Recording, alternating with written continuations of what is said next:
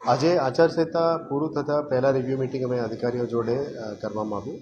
પહેલાં પણ review meeting ચાલતી હતી, પણ હવે જે વિકાસના કામોને વેગ આપવા માટે જે નિર્ણયો લેવાની છે આ બધા ઉપર આજે ચર્ચા કરવામાં આવી છે. એટલે 2026-27 જે બજેટેડ સેશનમાં જે પણ બજેટેડ કામો છે એને આગળ વધારવા માટે અમે આજે ઘણી બધી ચર્ચાઓ કરી છે. સૌથી પહેલાં સ્વચ્છતા સર્વેક્ષણ અને સ્વચ્છતા બાબતનું જે પણ કામગીરી છે એના ઉપર વોર્ડ ઓફિસર્સ અને એસએસઆઈસની ઉપર રિવ્યૂ કરવામાં આવ્યું. આવનારા દિવસોમાં જે જાહેર જગ્યામાં ગંદકી કરનાર ઉપર કડક કાર્યવાહી કરવા માટે પણ એમને સૂચના આપી છે.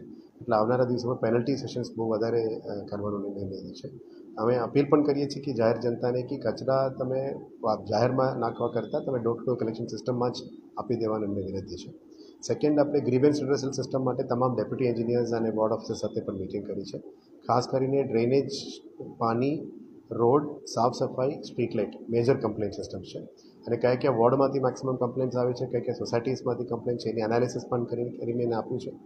એટલે જે નિર્ણય અમે લીધેલા છે વહેલા સવારે 7 થી 9 તમામ DEs, assistant engineers, ward officers, assistant commissioners, deputy commissioners અને મ્યુનિસિપલ કમિશનર સવારે 7 થી 9 ફિલ્ડમાં રહેવાનું અમે જે ઇન્સ્ટ્રક્શન્સ કર્યું છે એ કડક રીતે અમલ કરી રહ્યા છે, જેથી કરીને સિટીમાં સ્વચ્છતા પણ વધી રહ્યા છે.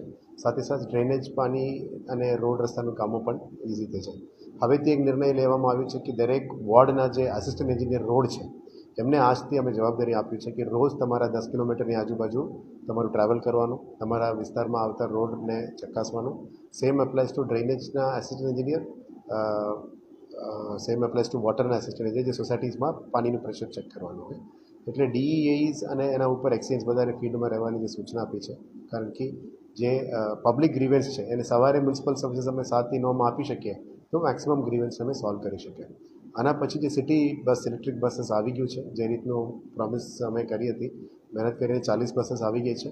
હવે ટૂંકા સમયમાં જે જૂના ચાલતી 100 બસીસને રિપ્લેસ કરીને ઇલેક્ટ્રિક બસીસ ચાલુ કરવા માટે જે કામગીરી છે એ શરૂઆત કરી દેવાના છે. ટૂંકા સમયમાં સરકાર તરફથી નક્કી કરાયેલ સિસ્ટમથી બસો શરૂ કરીશું. સોમવાર પણ એના મિટિંગ છે, ટિકિટિંગ, મીટરિંગ, બસ સ્ટોપ્સ એ બાબતનું શું કરવું છે એ બાબતનું અમે મિટિંગ કરવાના છે, એને પણ આગળ લઈ જવાના છે.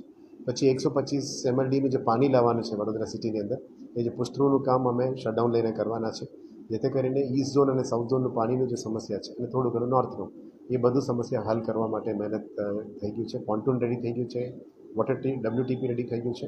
હવે એક એસએસએનએલ કેનાલમાં ખાલી પુસ્તરોનું બાકી છે, એ એમસીસી અને ઇલેક્શન્સના કારણે નથી કરી શક્યા, પણ એના પછીનું ટાઈમમાં અમે કરી દેવાના છે. એટલે ટૂંકા સમયમાં વડોદરાની અંદર જે પાણીનું જે પ્રેશરની સમસ્યા હતી એ પણ નિરાકરણ લાવવાના છે. હવેથી જે પ્રી મોન્સૂન એક્ટિવિટીઝમાં ડ્રેનેજ, સ્ટોર્મ વોટર ડ્રેનેજીસ બધું જે કામગીરી છે, ક્લીન કરવાનું, ખાસ સફાઈ, વિશ્વામિત્રીમાં જે કામગીરી, આ બધું સ્પીડ પકડ્યું છે. હવે આ ગેબિયન વોલ્સ બનાવવાનું કામગીરી પણ શરૂ કરી દેવામાં આવી છે. વાહો વિશ્વામિત્રીની ટીમમાં મુલાકાત કરી હતી, જે તે વખતે બાયોડાયવર્સિટી શીલ્ડ કરવાની વાત હતી, એને પણ અમે પ્લાનિંગમાં લીધું છે. હવે વિશ્વામિત્રી રિવરફ્રન્ટ ડેવલપમેન્ટનું પણ અમે આગળ દબાવવાનું પ્લાનિંગ કરી રહ્યા છીએ. સાથે સાથ જલ સંચય, જલ ભાગીદારીમાં જે રેઇન વોટર હાર્વેસ્ટિંગ સ્ટ્રક્ચર્સ કરવાનું છે. એટલે ઉનાળા છે, પાણીનું અછત છે, એટલે રેઇન વોટર હાર્વેસ્ટિંગ ઉપર પણ ઘણા બધું કામ ચાલી રહ્યા છે. અત્યારે હીટ એક્શન પ્લાન પણ જાહેર કરી છે. અમે પણ મેસેજીસ દ્વારા તમામ સિટીઝન્સને અપીલ કરીએ છીએ કે આ ગરમીમાં બિનજરૂરી બહાર નથી નીકળતા. બહાર નીકળવું હોય તો વધારે પાણી પીવું, છાશ પીવું, તમારું બોડીને ઠંડુ રાખવું, એ બાબતની તૈયારીઓ અને સાથે રિવ્યૂ કરી રહ્યા છે. પ્રી મોન્સૂનનું એક્ટિવિટી અને અર્બન ગ્રીનિંગમાં પ્લાન્ટેશન્સ, પાર્ક્સ, આ બધા ઉપર અત્યારે ફોકસ છે. એટલે કુલ મળીને પ્રી મોન્સૂન એક્ટિવિટી, વિશ્વામિત્રીમાં એક્ટિવિટી, ગાર્ડન્સમાં એક્ટિવિટી, રોડ, રસ્તા, ડ્રેનેજની એક્ટિવિટી અને આવનારા દિવસોમાં જે બજેટમાં પ્રોમિસ કરેલી હતી આ બધા તમામને એક એક કરીને લોન્ચ કરવાનું, કામગીરી શરૂ કરવાનું, રિવ્યૂ મિટિંગ્સ પણ કરવાના છે, જેમાં auditorium, swimming pool, rods, drainage systems, WTPs બધા ઉપર હવે ફોકસ આવશે. એટલે ધીરે અમે આ બધાને કામગીરી શરૂ કરી દેવાના છે. મીડિયાના મિત્રોને આભાર કે આફ્ટર ધી MCC તમે લોકો પણ આવ્યા, અમારી વાતને પબ્લિક સુધી લઈ જવા બદલ આપને પણ આભાર માનીએ છીએ. આપના મારફતે બસ પછી વડોદરાની પબ્લિકને એ જ રિક્વેસ્ટ કરીએ છીએ કે 99% પબ્લિક બહુ સારી છે, સ્વચ્છતા જાળવી રાખે છે, પણ 1% લોકો હજી જાહેરમાં ગંદકી કરે છે. એમને મારે હાથ જોડીને વિનંતી છે કે આ જાહેર જગ્યામાં ગંદકી કરનારને ટાળો, અને અમે પણ એને સુધારવા માટે મહેનત કરી રહ્યા છીએ. હવે નવા સંસ્થાસને પણ જોડીને મહેનત કરવાના છે. આવનારા દિવસોમાં આ બધાની સુધારો કામગીરી લાવવા માટે અમે મહેનત કરવા માટે તમને વિનંતી કરીએ છીએ. Thank you.